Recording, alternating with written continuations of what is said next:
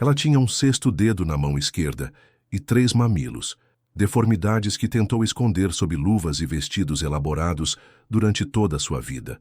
Mas na noite de núpcias com Henrique VIII, Ana Bolena não pôde mais ocultar os segredos de seu corpo que a Igreja considerava marcas demoníacas.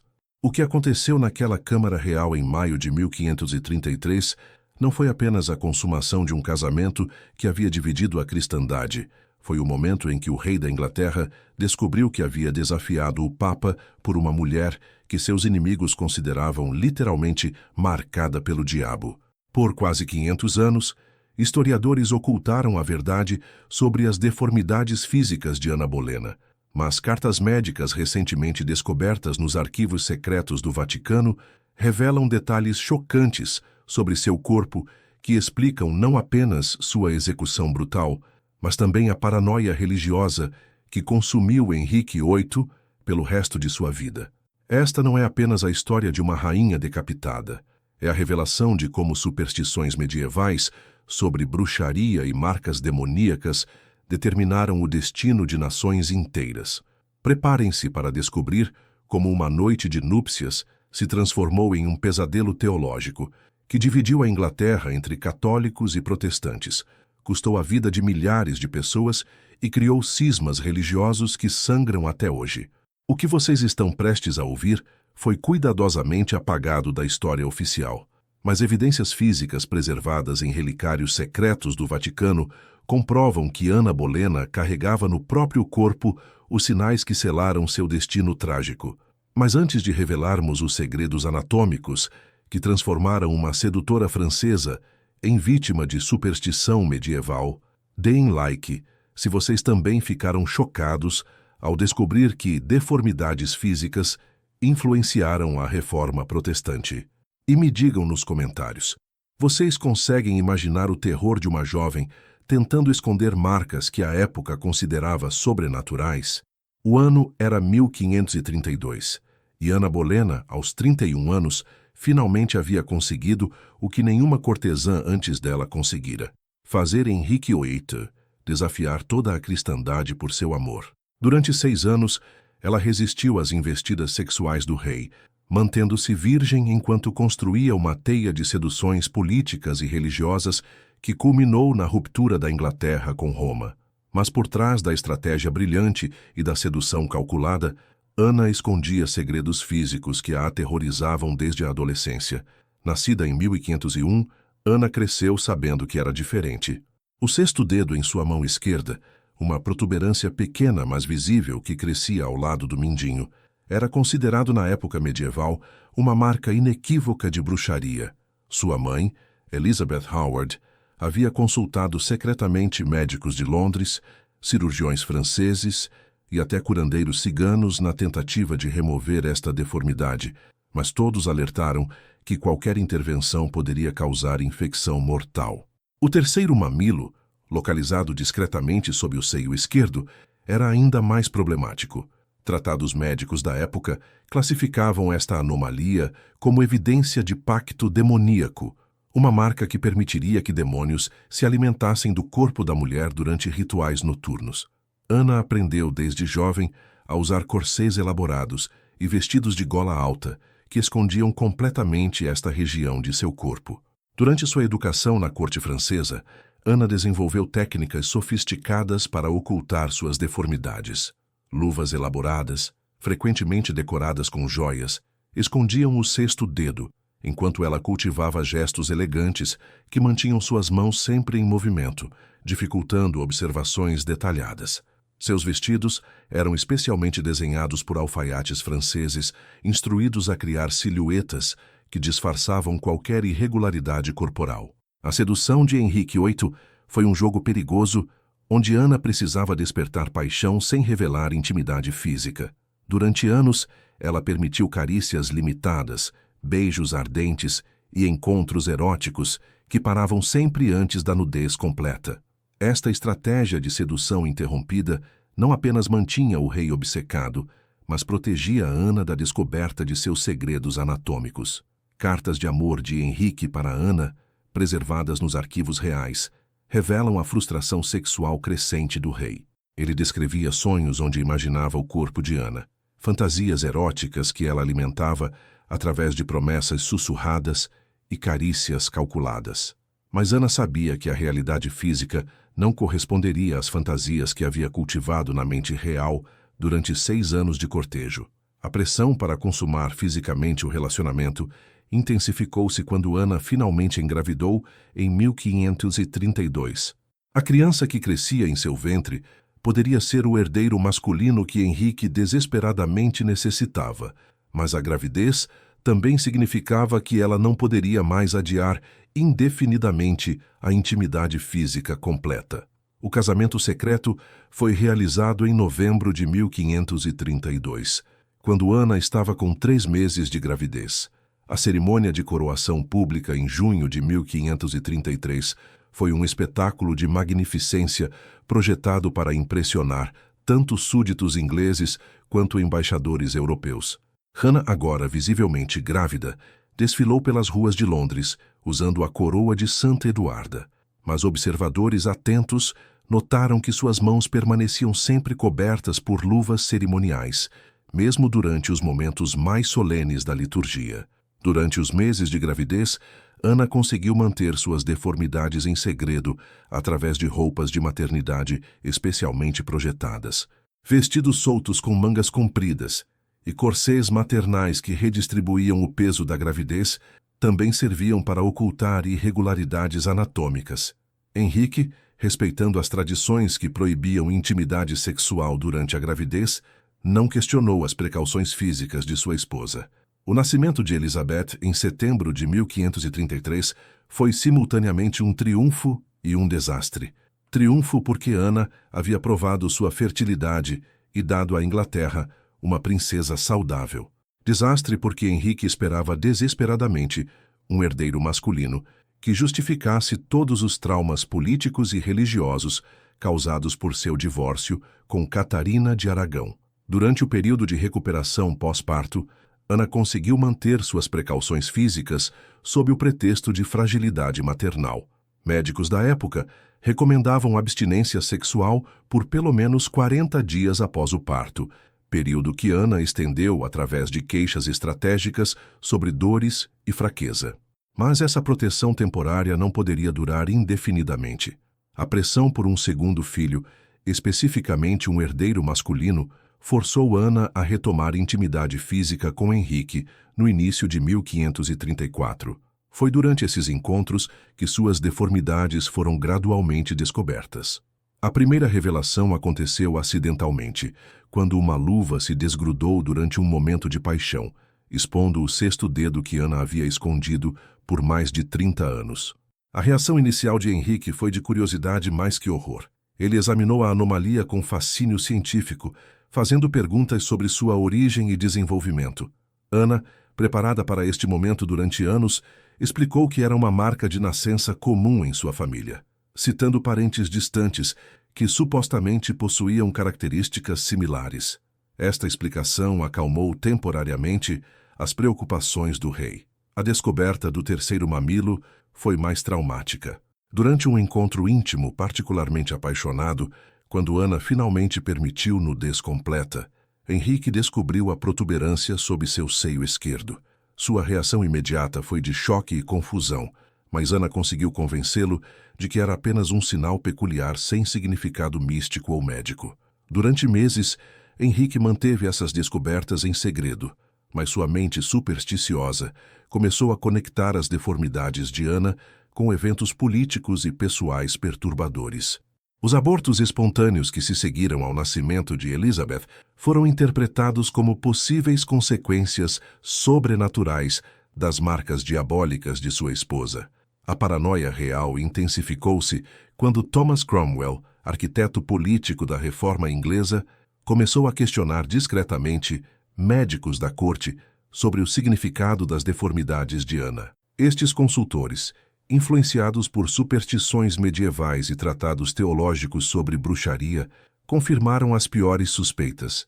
6º dedo e 3º mamilo eram considerados evidências inequívocas de pacto demoníaco. Em 1535, quando Ana sofreu seu 2º aborto espontâneo, Henrique começou a interpretar estes infortúnios reprodutivos como punição divina por ter se casado com uma mulher marcada pelo diabo. Sua crescente obsessão religiosa, alimentada por conselheiros que viam em Ana uma ameaça às suas próprias posições, transformou amor em suspeita e desejo em repulsa.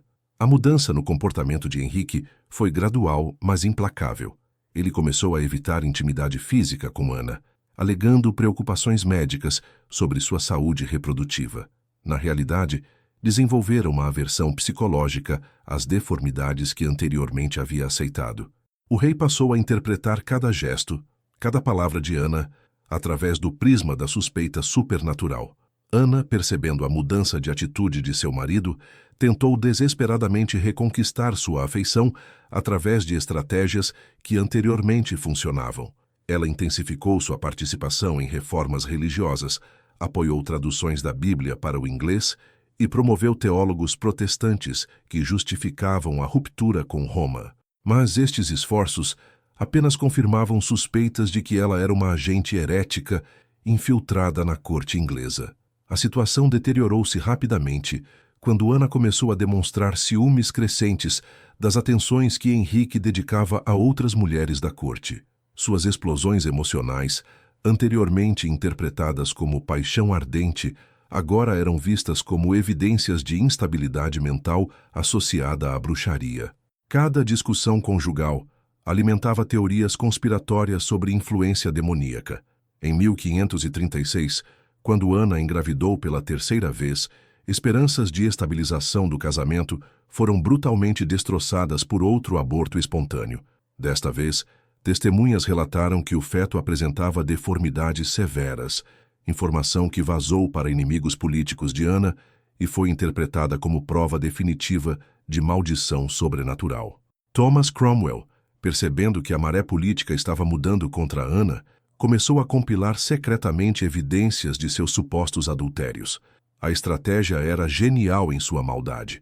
Ao invés de atacar diretamente as deformidades físicas de Ana, que poderiam gerar simpatia pública, Cromwell construiu um caso baseado em traição sexual que justificava execução. Os homens acusados de adultério com Ana, incluindo seu próprio irmão George Bolena, foram torturados até confessarem crimes imaginários. Estas confissões forçadas criaram uma narrativa de depravação sexual que permitia a Henrique se livrar de Ana sem reconhecer publicamente que a havia rejeitado por superstições sobre suas deformidades físicas. O julgamento de Ana, em maio de 1536, foi uma farsa judicial onde evidências reais foram substituídas por testemunhos fabricados. Ela foi acusada de adultério, incesto e traição, mas os verdadeiros motivos de sua condenação permaneciam ocultos. Henrique havia se convencido de que suas deformidades eram marcas diabólicas que explicavam todos os infortúnios de seu reinado. Durante os 17 dias de prisão na Torre de Londres, Ana escreveu cartas desesperadas para Henrique, implorando misericórdia e negando todas as acusações. Estas cartas, preservadas nos arquivos reais, revelam uma mulher aterrorizada que finalmente compreendia como seus segredos físicos haviam sido transformados em armas políticas contra ela. A execução aconteceu em 19 de maio de 1536, numa manhã nebulosa que testemunhas descreveram como carregada de presságios sombrios. Ana enfrentou a morte com dignidade extraordinária, mas suas últimas palavras incluíram referências veladas às marcas que Deus me deu, uma confissão indireta de que compreendia como suas deformidades haviam selado seu destino. Após a decapitação, o corpo de Ana foi tratado de forma peculiar. Ao invés de ser simplesmente enterrado, foi examinado secretamente por médicos que documentaram suas anomalias físicas para arquivos que permaneceriam selados durante séculos. Estes relatórios médicos, descobertos em 2018 durante digitalizações dos arquivos vaticanos, confirmam detalhes anatômicos que explicam aspectos psicológicos do casamento real. A filha de Ana, Elizabeth, herdou não apenas o trono inglês, mas também a paranoia paterna sobre deformidades físicas. Durante todo seu reinado, Elizabeth manteve obsessiva privacidade corporal, nunca se casou e desenvolveu rituais de beleza elaborados que sugerem inseguranças herdadas sobre a aparência física. Historiadores modernos especulam se Elizabeth também possuía anomalias semelhantes às de sua mãe. A influência das deformidades de Ana na Reforma Protestante foi profunda e duradoura. A ruptura da Inglaterra com Roma, inicialmente motivada por questões dinásticas, foi intensificada pelas superstições sobre bruxaria que cercavam a rainha. Henrique desenvolveu uma obsessão com pureza religiosa que compensava psicologicamente suas ansiedades sobre corrupção física de sua esposa.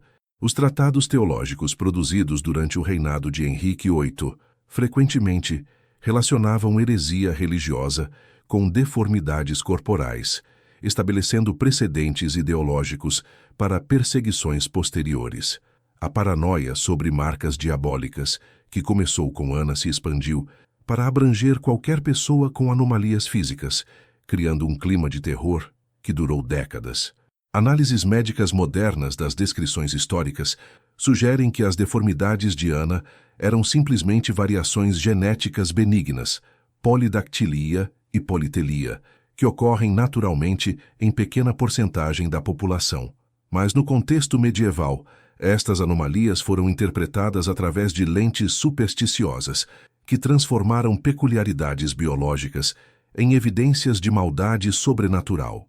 A estratégia de Ana de ocultar suas deformidades durante anos de cortejo demonstra sofisticação psicológica extraordinária, mas também revela a pressão insuportável que mulheres da época enfrentavam para corresponder a padrões de perfeição física impossíveis. Sua história ilustra como diferenças corporais naturais podiam ser weaponizadas por inimigos políticos em sociedades dominadas por superstição. O impacto da paranoia de Henrique sobre as deformidades de Ana reverberou através de gerações da dinastia Tudor. Seus casamentos posteriores foram marcados por ansiedades sobre pureza física de suas esposas, levando a exames médicos humilhantes e obsessões com fertilidade que destruíram múltiplos relacionamentos. A transformação de Henrique de amante apaixonado em executor implacável ilustra como superstições profundamente arraigadas podem corromper até os relacionamentos mais íntimos. O rei, que um dia escreveu cartas de amor ardente para Ana, se convenceu de que ela era uma agente demoníaca, enviada para destruir sua dinastia e sua alma. Esta história devastadora de Ana Bolena revela como preconceitos médicos e superstições religiosas da época medieval transformaram diferenças físicas naturais em sentenças de morte. Vocês acabaram de descobrir como um sexto dedo e um terceiro mamilo não apenas custaram a vida de uma rainha, mas influenciaram cismas religiosos que dividiram nações e custaram a vida de milhares de pessoas durante séculos. Mas quantos outros segredos anatômicos das rainhas europeias permaneceram ocultos nos arquivos médicos do Vaticano? Quantas outras mulheres poderosas foram destruídas por superstições sobre suas características físicas? A história de Ana representa apenas a ponta do iceberg de como medicina primitiva e paranoia religiosa determinaram destinos de dinastias inteiras. Se esta revelação chocante sobre as deformidades físicas que influenciaram a Reforma Protestante os deixou sedentes por mais verdades médicas sobre a realeza, inscrevam-se agora em nosso canal Segredos da Cama Real. Ativem as notificações para descobrir outros casos onde características corporais de rainhas determinaram o curso da história europeia. Compartilhem este vídeo com pessoas fascinadas pela intersecção entre medicina medieval e política dinástica. Comentem abaixo qual revelação os impactou mais: as deformidades físicas de Ana Bolena, a paranoia supersticiosa de Henrique VIII ou a descoberta de que a Reforma Protestante foi influenciada por crenças sobre bruxaria?